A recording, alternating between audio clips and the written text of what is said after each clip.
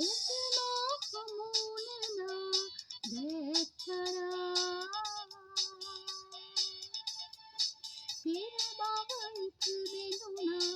මින්දෙනුණා